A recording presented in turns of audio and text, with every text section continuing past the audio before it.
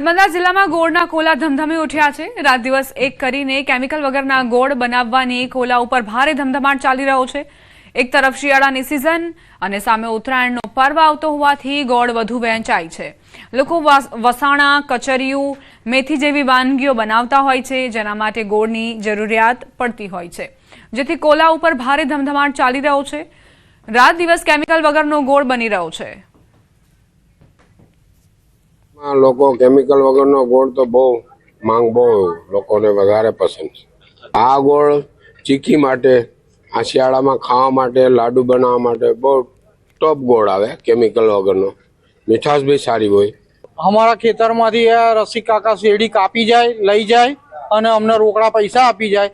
Sugar મિલમાં અમને 6 મહિને પૈસા મળે, એટલે અમે આગળ રોકડેથી શેરડી આલી દઈએ છીએ અને અમને ભાવ પણ સારો મળે છે। તો આ ગોળ ખરેખર ખાવા માટે સારો હોય છે। આ ગોળ અમે દર શિયાળામાં વસાણ બનાવવા માટે પણ લઈ જઈએ છીએ અને એનું વસાણું ખરેખર શરીર માટે સારું હોય છે। અને આ ગોળ હું છે કેનેડા સુધી, મારા બાબાઓ વધારે છે ત્યાં સુધી પહોંચાડું છું